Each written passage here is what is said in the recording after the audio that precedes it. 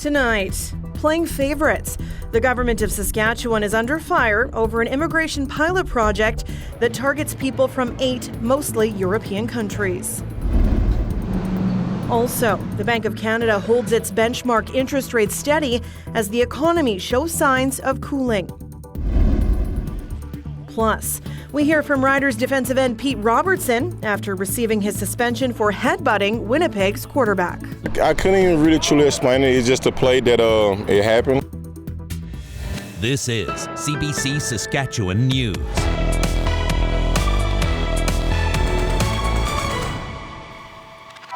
It is Wednesday, September the 6th, and the CBC Saskatchewan News starts right now. Good evening, and thank you for joining us. Saskatchewan is coming under fire after an immigration pilot project that targets immigrants from specific countries over others. Aishwarya Dutta has the details. Muneeb Khan arrived in Saskatoon from Pakistan last year under the province's immigrant nominee program.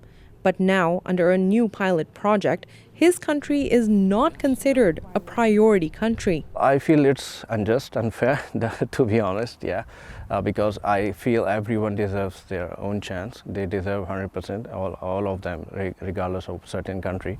All of these people, they deserve the chance. If, again, I was not being given a chance, I would not be able to stand here. The Saskatchewan Immigrant Nominee Program has more than 7,000 spots for newcomers who are assessed on a points-based system for their skills, language, work experience, among other things. But now, a pilot project is restricting about 10% of those spots to people from 8 countries. They include Czechia, Germany, India, Ireland, Lithuania, Poland, Slovakia, and Ukraine. Khan says it feels like the province wants immigrants that are predominantly European. Experts say this pilot program echoes an old system that was scrapped by the federal government for a more neutral, points-based system. It just sort of sends the message that these are the places that the province is interested in. And if you're not from those places, maybe you're not the number one priority of the government. The province says people from those 8 countries are more likely to get their credentials faster, then start working and stay in Saskatchewan. The province plans to do recruitment sessions in those 8 countries for skilled workers. We anticipate that a number of the individuals that would be drawn to the program are individuals who are living and working in jurisdictions with pathways for regulatory recognition that would be consistent with Saskatchewan, with occupations in demand. Roughly 90% of spots in the immigrant nominee program are still open to all countries in the world. But Khan says the change makes it tougher for people like him. Aishwarya Dutta, CBC News, Saskatoon. A new provincial regulation that requires carbon monoxide detectors in all buildings with bedrooms is presenting enforcement issues. A city committee in Saskatoon is recommending a Goldilocks approach, not too lenient and not too harsh. The city is developing a bylaw to give fire department inspectors the power to enforce the new rules. It wants a complaint-driven program that gives property owners time to comply. That means the fire department would take the educational approach first. Then, if homeowners refuse to install an alarm, firefighters would do it for them and charge the property owner. Carbon monoxide is known as a silent killer because it's odorless and colorless. We're going to educate at the beginning, but we do want compliance, of course, because it's a safety concern, right? We want you to be safe. We want all of the citizens to be safe, not only in the city of Saskatoon, but within the province and the country. And this is a good way in which to do it, is early detection. On the CO alarms, we're largely in favor of what has been put forward by the fire commissioner in the province of Saskatchewan, because we know that a CO alarm can save lives in a matter of minutes. The Saskatchewan Landlord Association has been promoting the installation of CO detectors in rental properties since the new rules were passed. City Council will have to consider the regulation before it's approved. Lead pipes have been a contentious issue in Regina for years. Many argue they should have been phased out quickly to stop the contamination of drinking water. But the city's not budging on its timeline, and now Council plans to delay its public reporting. Alexander Kwan explains. with some of the counselors, I don't know how they sleep at night. It's no secret there's lead in Regina's drinking water. It was a popular plumbing material before 1960, and now water that goes through lead pipes can become contaminated. The lead levels in Regina are some of the highest measured in Canada. There's lead in pipes under private property and in the service connections owned by the city. The City of Regina has a plan to swap out the roughly 3,000 lead service connections by 2036, and Regina City Council was set to receive annual updates on the program's progress. But after a vote on Wednesday, that's set to change. The majority of executive committee today felt that it should come back every 2 years, and so we'll see what happens at council. At the end of the day, it saves at least 1 year worth of reporting, although again, all of the data and information will be available to the public as well as council next year. Some councillors want annual updates, but others argued that receiving the reports every year is inefficient. Unless there is some presumptive reason to alter that program, I think it needlessly takes the time of council to repeatedly bring it forward in what is the same form each year.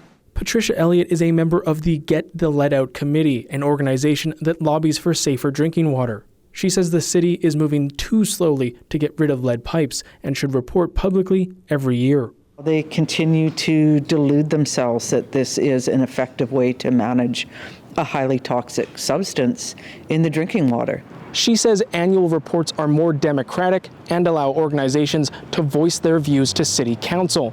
Masters says the city replaces lead service lines when it's already working on streets and sidewalks, making the process more efficient. Alexander Kwan, CBC News, Regina. As the city of Saskatoon grapples with imposing tax hikes and budget cuts, it's not ruling out an indoor skate park. In fact, a committee says it's on board with giving these skaters an indoor space. A coalition of skateboard groups presented the idea to the Planning, Development and Community Services Committee today, but there's no commitment yet. The committee has asked for a report from administration to consider the merits and partnership possibilities. A report could take months. The Bank of Canada is holding its key interest rate steady at 5%. But as Nisha Patel explains, it kept the door open to future rate hikes if higher inflation persists. Anyone with a variable rate mortgage has been hit hard by the dizzying rise in interest rates, going from near 0 to 5% in just a year and a half. It's getting difficult for us to survive here in Toronto. I would say we are just surviving. It's the same story for us, and it's the same story for so many other families. So yes, it's difficult, but as we say, we are trying to survive. We are floating. Now there's some relief as the Bank of Canada hits pause. The central bank says the economy is slowing, the job market is cooling, and consumers are spending less. It all comes as higher borrowing costs start to have an impact. I'm in the camp that says they should have stopped at 2.5% and then let things settle out. Jim Thorne runs an investment firm. He says the central bank should have stopped its rate hikes some time ago. They're going to go too far, and that means Canada's going to have a hard landing in 2024. In other words, a recession may be on the horizon. The labor market will experience further weakness as a result of the lagged impacts of these interest rate hikes, which obviously isn't great news for Canadian workers. Still, many economists say higher rates are what's necessary to get stubborn inflation under control, because leaving it unchecked would be worse. When inflation is very high and when there's a lot of components of inflation that are running well above the 2% target, the economy becomes less and less efficient. Inflation in Canada hit 3.3% in July. That's still out of the central bank's comfort zone. The bank warned if it sees any signs of inflation surging again, it's prepared to raise interest rates even further. Nisha Patel, CBC News, Toronto. The Saskatchewan Roughriders will be missing one of their defensive leaders at the Banjo Bowl. The CFL has suspended D lineman Pete Robertson for one game. It follows an incident during Sunday's Labor Day Classic.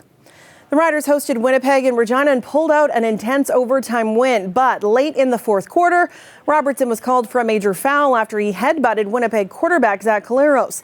The league announced Robertson's suspension on Monday. I couldn't even really truly explain it. It's just a play that it happened, and like when I was talking to the league, I told them guys I want to make no excuse or explanation about the situation, and that's just that play what happened. And, you know, my biggest thing was that I put my team in that situation at that moment. It was a crucial time. We're disappointed that he got suspended, but we're more disappointed that he did what he did. You know, that's something we don't approve of, and we certainly don't want that to be part of the game, and not part of what we do either. The Riders and Bombers are ready for a rematch in Winnipeg this weekend at the Banjo Bowl. The Riders haven't won this annual game since 2018. Kickoff on Saturday is at 2 o'clock. Some hometown favorites will be on hand when the 2013 Grey Cup team is inducted into the Riders Plaza of Honor in early next month. Chris Getzlaff and Neil Hughes have confirmed they will be in Regina, along with Corey Sheets, Tyrone Brackenridge and Tristan Jackson to start. The team says dozens of players and team personnel are expected to be there 10 years after they won the Cup at home. As a teacher in Regina, Michael Magenberg came out at school as transgender in 2017. He changed his name and his pronouns, and he had students who chose to do the same. Magenberg recently left teaching to become a mental health counselor. In light of the government's new education policy, he's sharing his experience. In my own personal experience, I had lots of kids over the years who said, "Oh, I want you to call me this."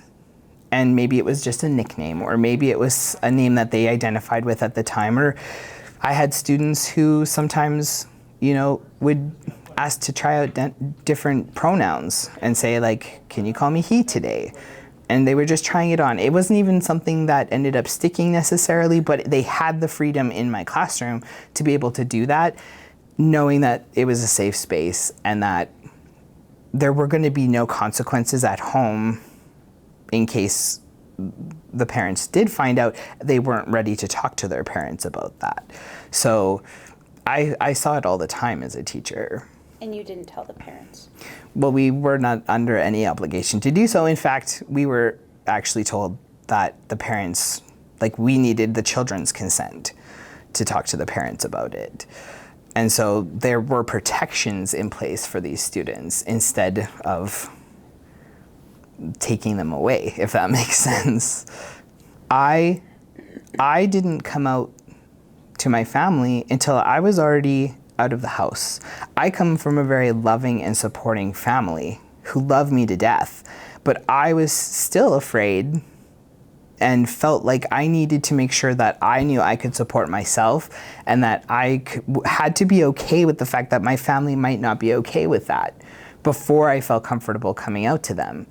And so we're just taking these students' ability to control those decisions themselves away from them. They might choose a different name one day and maybe it'll stick, but maybe it won't. Maybe they're just trying it on to see how it feels. And I think that it's really important. I think that's what people don't understand, is that students and children need to have the space to be able to do that in a safe environment. And it doesn't mean that their homes aren't safe. It just means that it's a place for students to try things out until they feel comfortable enough to make a decision to talk to their families about it. And I think that's what it really comes down to. There are still ways that we can show that we support these students without breaking policy, and there are still ways that we can make sure that these students' rights are being acknowledged without going against the policy necessarily, but I think people are probably going to need to get pretty creative. How quickly the weather has leaned into the autumn season. A couple of cooler days, gusty wind and some smoke once again back in the air. For those who are happy for the break from the heat, it looks like we are heading for seasonal as we roll toward the weekend. Ethan will explain what that means after the break. Stay with us.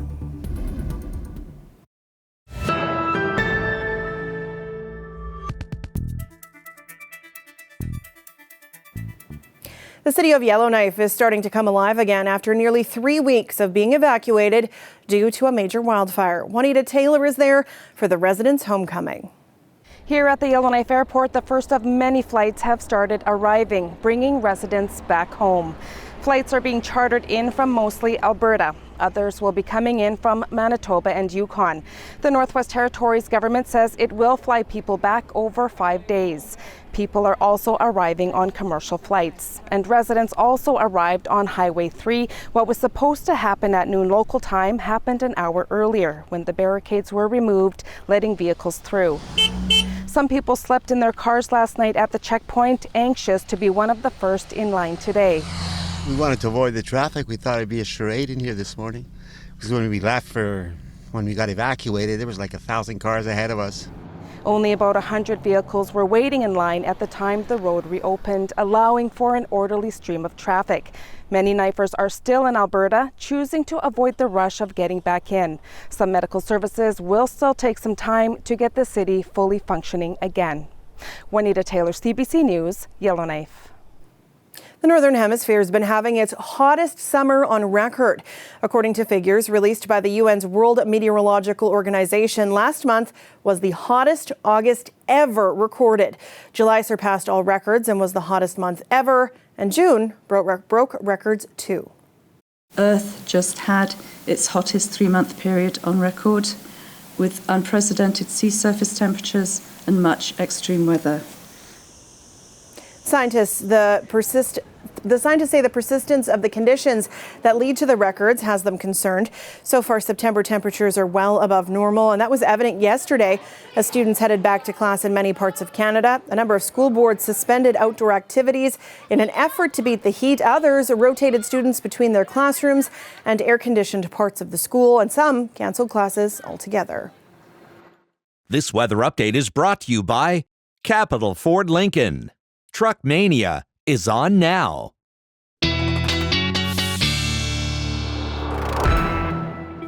Our weather specialist Ethan Williams joins me now. I believe Taylor Swift fans would say the Earth is in her hot record-breaking era, but it's not a good one.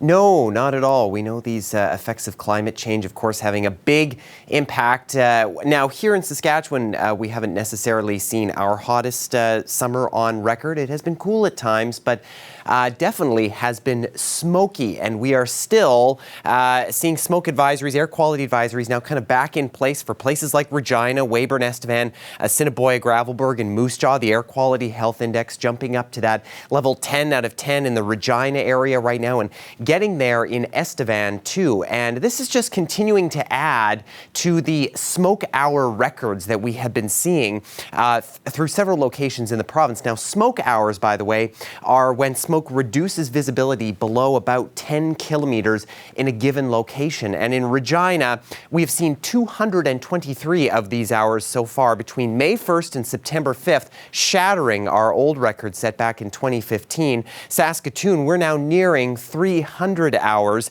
breaking the old record set way back in 1981. The further north you go, the worse it gets. Prince Albert, over 350 smoke hours. Again, breaking that record of about 230, but nothing compares to what we're seeing in northern Saskatchewan. And in La Ronge, over 800 hours just in that about 4-month span, not only shattering the old record, but if you put all those hours together, that's 33 consecutive days, over a month's worth of smoke hours. And of course, we are still seeing that smoke accumulating in the province and those smoke hours building up as we go through this next little while here, including through tomorrow, where the north could see those air quality statements be put back in effect as another plume of smoke moves through. South and central, the plume affecting us will be moving out, but the winds tomorrow are going to be shifting from the northwest, which means we could see that smoke continue to move back in. The saving grace, though, will be those winds won't be too strong, maybe upwards of 40 in some spots, a couple of rogue gusts here and there, but then we get into Friday, and those winds definitely continue to calm down. Now, this area of low pressure and the associated cold front could actually be bringing through some non-severe thunderstorms to south and central overnight tonight and into tomorrow.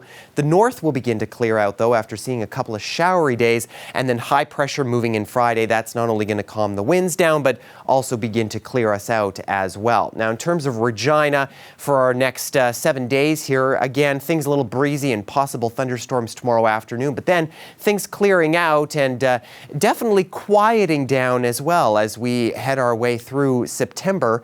For Saskatoon, again, I think the best chance of rain for you will be in the morning hours tomorrow before you get clearing in the afternoon, but it will be right around seasonal heading through these next couple of days, and then into the beginning of next week we start to see those temperatures jump up again. So, Sam, we're entering that kind of period of time where we're not really seeing the severe storms, but it's before the snow flies, so things are nice and quiet. No, stop.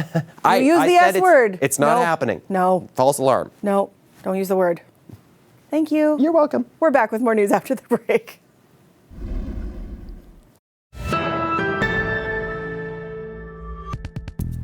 Welcome back. Insurance fraud experts are warning of a national crisis of vehicle theft. A CBC News investigation has tracked down vehicles stolen from Canadian driveways all the way to Africa. David Common breaks down the workings of a vast criminal network that seems to view Canada as a target. Here in the West African nation of Ghana, there are a lot of signs of Canada, because if you know someone who's had their vehicle stolen, or if you've had your vehicle stolen, there's a decent chance it's ended up here. Take a look and I'll explain what we mean here. So, Dodge Ram here, this one, we took a look inside.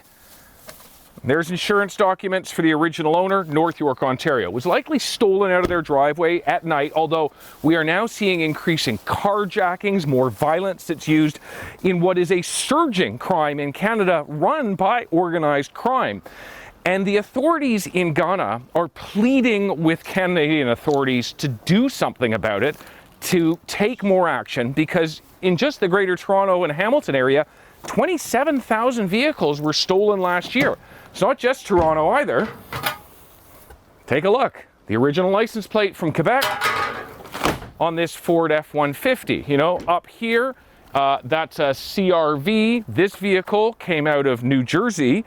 But for the most part, these are Canadian vehicles, 2/3 of them in this lot seized by authorities here in Ghana. This particular vehicle, see if we can pull it off here. This, we know, is from Ottawa. Reported stolen, was attempting to be sold here. How do they get here? Well, inevitably, when they get stolen, they rapidly get put onto trucks, onto trains, and into the Port of Montreal. They are shipped onwards from that point and get to places like this, get to Ghana, but get beyond, get throughout Africa and the Middle East, where they are sold as legitimate vehicles driven by people. And of course, it's costing Canadians dearly as our insurance rates go up to pay for this surging auto theft.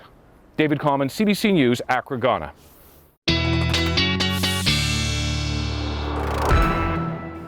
And Ethan's back with one last look at your weather. And we are taking a look at some sun and cloud tomorrow morning in Regina. 14 degrees. Those winds backing off from the east, picking up just not very all that much. But again, they'll be from the northwest, so maybe a little bit of forest fire haze tomorrow. There is the chance potentially of an afternoon thunderstorm, but should remain on the non-severe side of things. For Saskatoon, possibility of some light showers tomorrow morning, but those are going to be moving out as we head into the afternoon, looking at a mix of sun and cloud. A little cooler day, probably around 20 degrees for Saskatoon. Now, before we had all this cloudy weather, Dave sends us this photo of his granddaughter Ava taking a plunge at Regina Beach. That's her dad, by the way, launching her into space there. Sam, talk about launching your social media career. You can hear that picture. Like you can hear that. Splash. Great photo. Well, I guess that is it for us tonight. And for news anytime, you can head to cbc.ca/sask, subscribe to the CBC Saskatchewan YouTube channel, or download the CBC News app. Ethan and I will be back with more local news and weather tonight at 11. Thank you so much for watching. Have a great night. Good night.